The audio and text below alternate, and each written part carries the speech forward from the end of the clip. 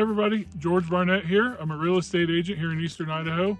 Today we're in Harriman State Park. It's one of Fremont County's hidden gems. It's near Island Park. We are going to talk to Mariah today. She's going to tell us about the park and everything you can do here. Yeah, so Harriman State Park became a park in 1977. It's a decently old park. We have a lot of historic buildings. It was donated to the state by the Harriman family.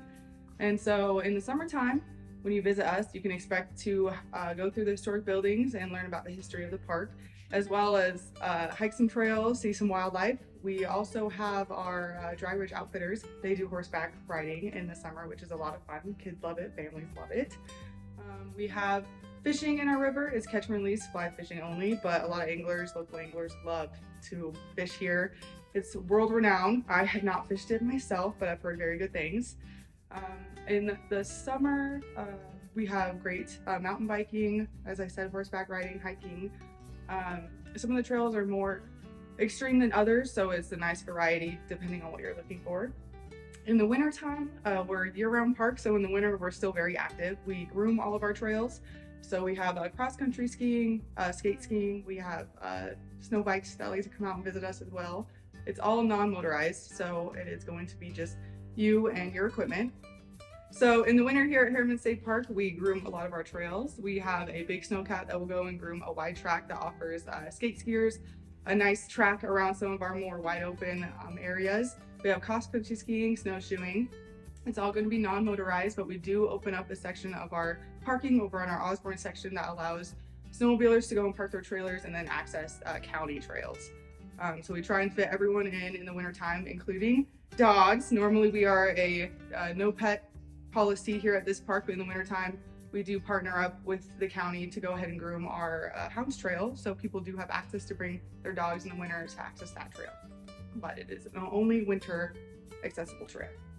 And something you guys started doing this year is you actually rent skis and snowshoes and all that too, right? Yes, you're so right. Yep. So just this winter is a new thing that we got some equipment donated to us. It's skis and snowshoes.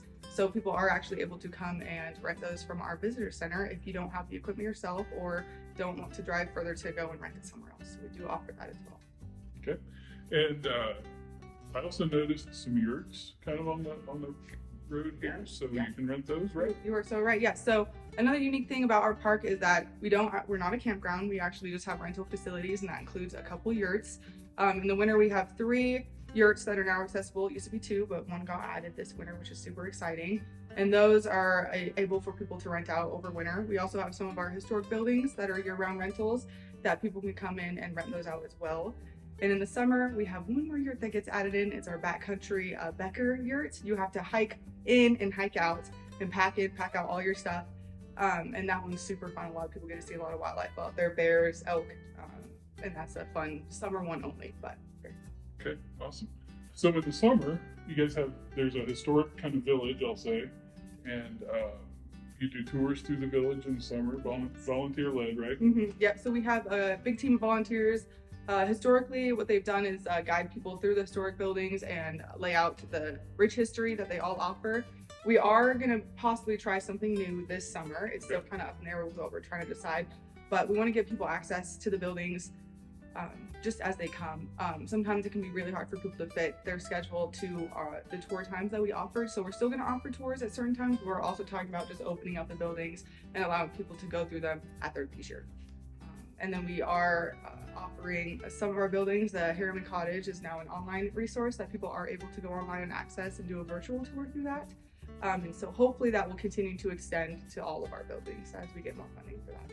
So can you tell us some about some of the rules of the park and things people should remember while they're here? Yes, definitely. So we want you to make sure to be considerate when you visit our park and be respectful of others. We do have quiet hours if you are staying here. We also hope that you keep our park clean just as you find it. It's especially important year-round, but especially important in the summer because we do have bear activity here. So we ask that you always keep your trash contained, and if you are staying in the yurts, especially Becker, you need to pack it in and pack it out if trash cans aren't available. We do have our bear canisters that are a resource for you to use.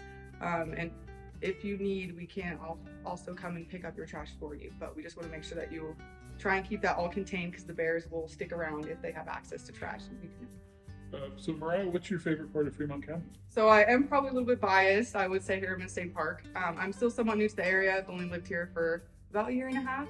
And that's about as long as I've had this job. But this is one of the coolest parks I've ever been to, and it offers a lot for a lot of variety of people. But of course, this area is just gorgeous in general. It has a lot to offer everyone. Thank you very much, Mariah. Thank you.